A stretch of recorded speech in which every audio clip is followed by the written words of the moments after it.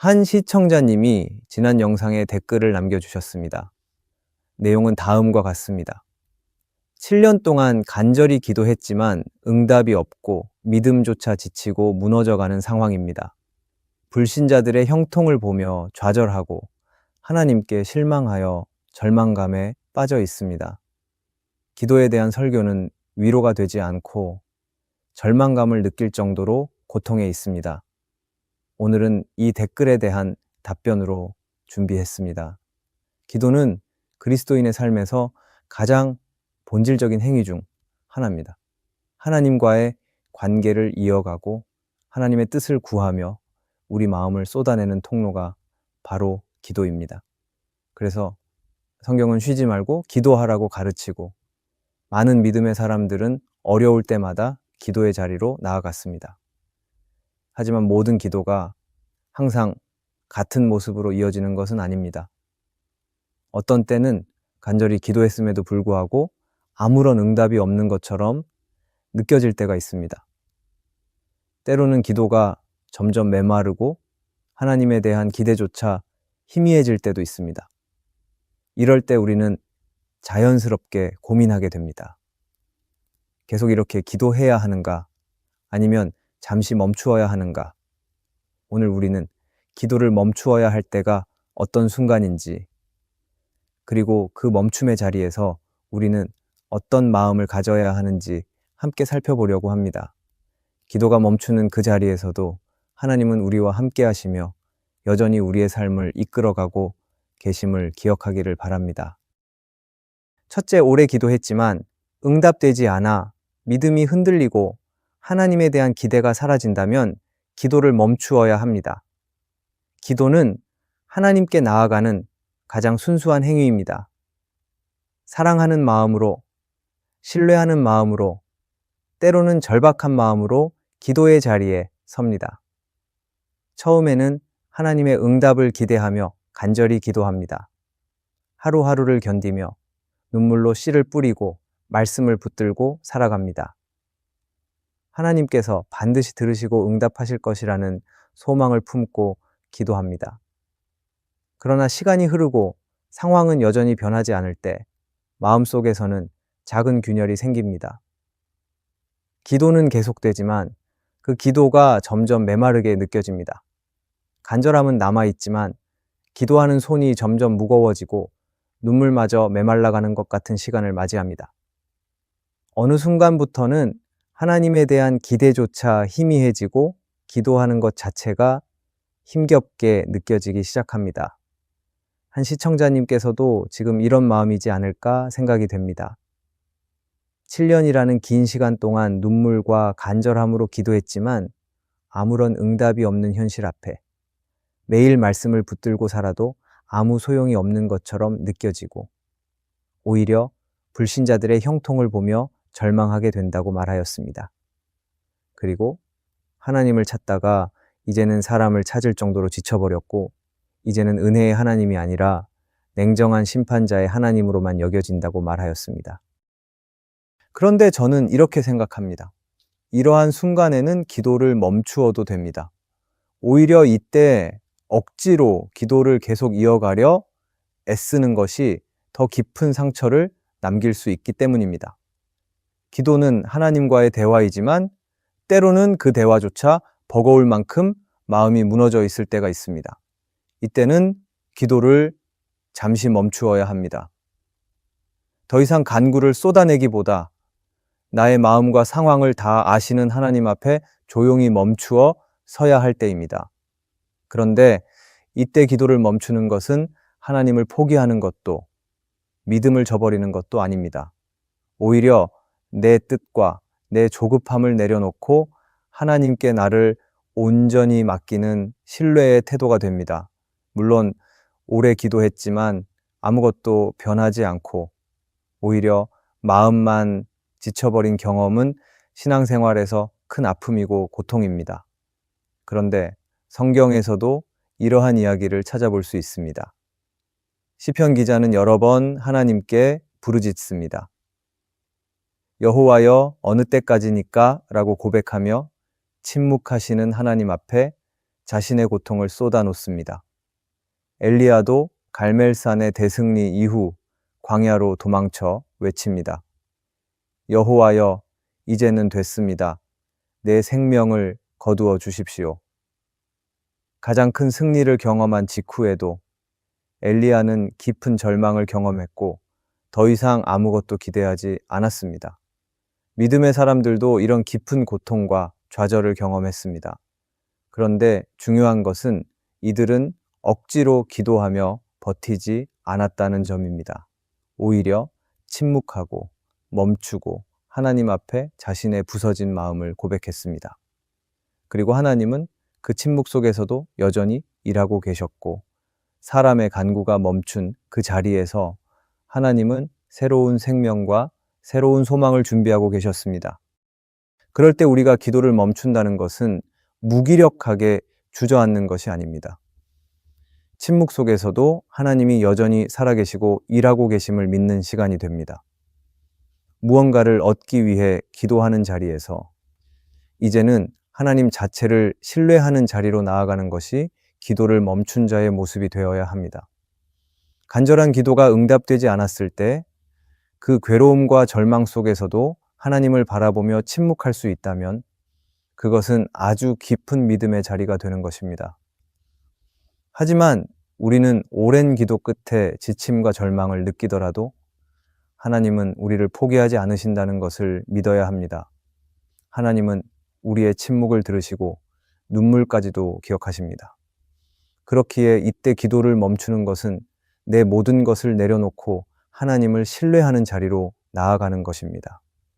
그 자리에서 하나님의 선하신 손길이 여전히 우리를 붙들고 있음을 믿고 기대하는 자리로 나아가는 것입니다. 그렇기 때문에 오래 기도했지만 응답되지 않아 믿음이 흔들리고 하나님에 대한 기대가 사라진다면 기도를 멈추어 보기를 바랍니다. 둘째, 잘못된 기도를 반복한다면 기도를 멈추어야 합니다. 기도는 하나님과의 깊은 대화입니다.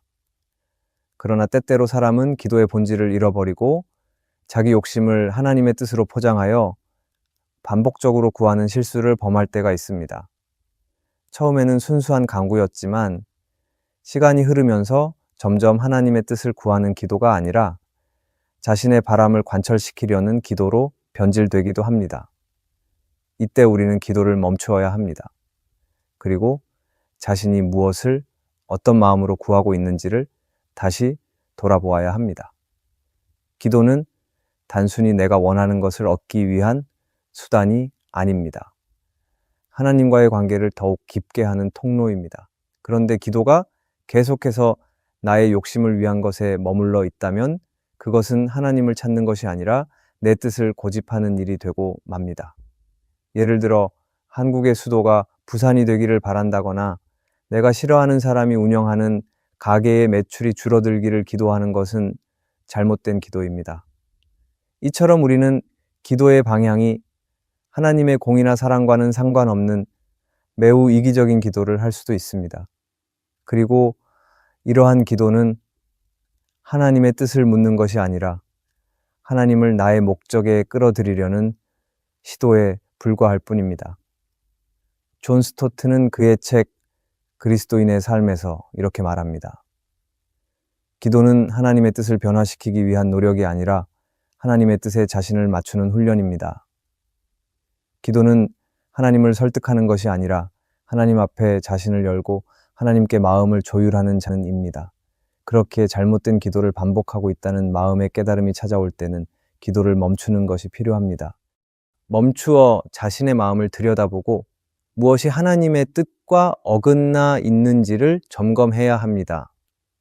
기도를 억지로 이어가려 하기보다 멈추어 하나님의 음성에 귀를 기울이는 시간이 필요합니다. 오히려 멈춤을 통해 하나님께서 원하시는 방향으로 마음이 돌이켜질 수 있기 때문입니다. 성경은 야고보서 4장에서 이렇게 경고합니다. 구하여도 받지 못함은 정욕으로 쓰려고 잘못 구하기 때문이라. 이 말씀은 기도가 응답되지 않는 이유가 항상 하나님의 거절 때문이 아니라 때로는 잘못된 동기 때문임을 가르쳐 줍니다. 하나님의 뜻과 거리가 먼 기도는 아무리 간절해도 하나님의 기쁘심을 얻을 수 없습니다. 이런 기도는 응답을 기대하기보다 먼저 멈추어야 할 기도입니다. 그럴 때 잘못된 기도를 멈추는 것은 포기가 아니라 회복의 시간이 되기도 합니다. 내가 바라보는 것을 멈추어야만 비로소 하나님의 시선을 깨달을 수 있고, 내 고집과 집착을 내려놓을 때 하나님이 기뻐하시는 자리로 나아갈 수 있습니다. 그렇기에 때로는 기도를 멈추는 것이 믿음의 가장 중요한 순종이 되기도 합니다. 내가 억지로 구하는 것을 내려놓고 하나님의 뜻을 새롭게 묻는 용기를 낼 때 하나님은 새로운 길을 열어주십니다. 기도는 쉬지 말고 해야 하지만 잘못된 기도를 하고 있다면 잠시 멈추어야 합니다. 그리고 내 뜻을 내려놓고 하나님의 뜻을 배우는 자리로 나아가야 합니다. 혹시 잘못된 기도를 반복하고 있다면 기도를 멈추어 보기 바랍니다. 셋째, 하나님의 공의와 맞지 않는 기도를 하고 있다면 기도를 멈추어야 합니다. 기도는 나의 필요를 아뢰는 것만이 아니라 하나님의 뜻과 하나님의 마음을 배워가는 자리입니다. 하지만 사람은 쉽게 자신의 필요만을 기준으로 기도할 때가 많습니다. 처음에는 정당해 보이는 기도였지만 그 기도가 다른 누군가에게 해가 되고 하나님의 공의를 어그러뜨리는 방향으로 흐를 때도 있습니다. 이럴 때 우리는 기도를 멈추어야 합니다. 기도는 내 편을 들어달라고 요구하는 자리가 아니라 하나님께서 세우신 질서와 사랑을 배우는 자리입니다. 그런데 자신에게 유리한 결과만을 바라며 기도하다 보면 하나님을 나의 이익을 위한 수단으로 삼게 될 위험이 있습니다.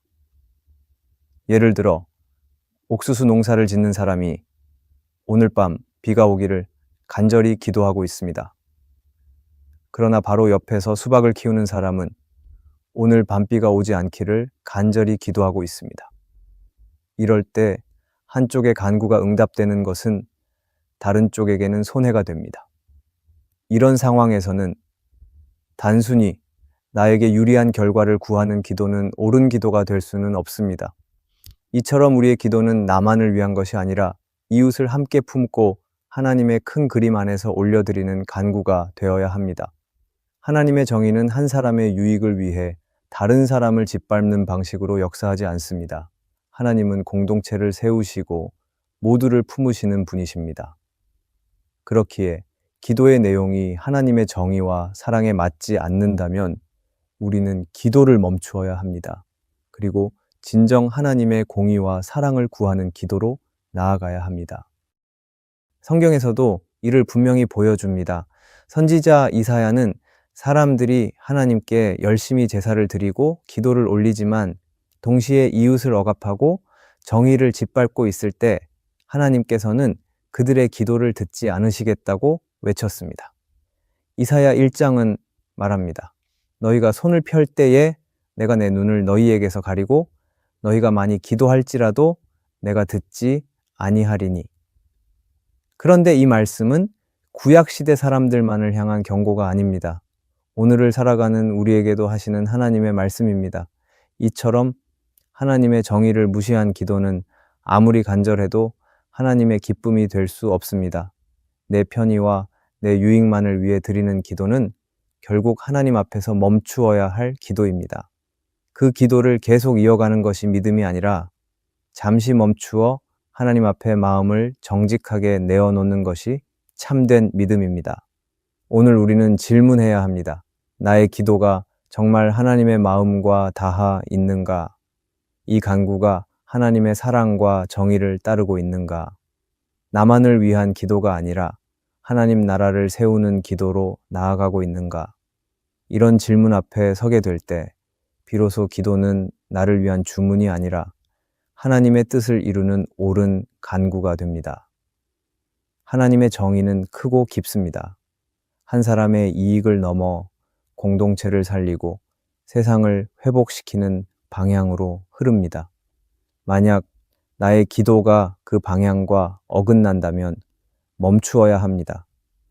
우리의 기도가 하나님의 정의와 사랑이 담겨 있을 때 하나님께서 기뻐하시는 기도의 자리가 될 것입니다. 내가 하나님의 공의와 맞는 기도를 하고 있는지를 돌아보기 원합니다. 우리가 기도를 멈춘다는 것은 하나님을 향한 기대를 저버리는 것이 아닙니다. 오히려 기도의 자리를 잠시 내려놓고 하나님 앞에 정직하게 서는 시간입니다. 억지로 기도를 이어가며 상처를 키우는 대신 멈추어 서서 나의 마음을 아시는 하나님께 모든 것을 맡기는 시간입니다. 오랜 기도에도 응답되지 않는다면 억눌린 간구를 반복하기보다 간구를 잠시 멈추어 하나님을 신뢰하는 자리로 나아가 보기 원합니다. 만약 잘못된 기도를 반복하고 있다면 욕심과 고집을 내려놓고 하나님의 뜻을 새롭게 구하는 시간을 가지기를 바랍니다.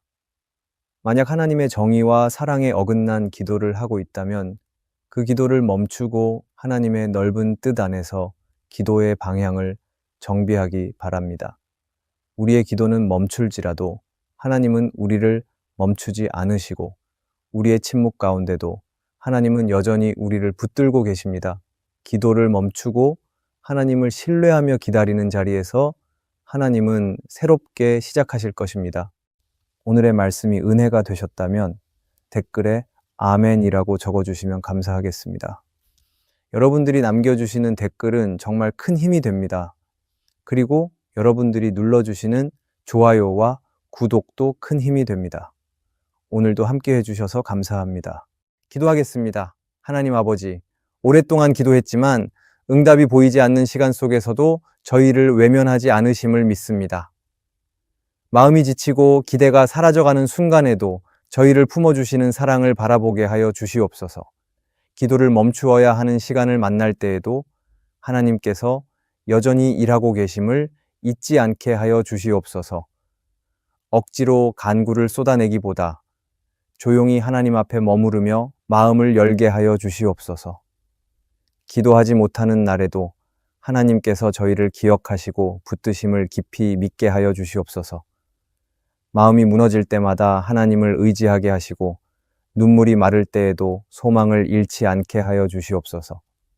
어떤 상황에도 저희를 포기하지 않으시는 하나님의 신실하심을 끝까지 신뢰하게 하여 주시옵소서. 오늘도 주님 안에서 숨쉬고 주님 안에서 다시 걸어가게 하여 주시옵소서. 예수님의 이름으로 기도합니다. 아멘.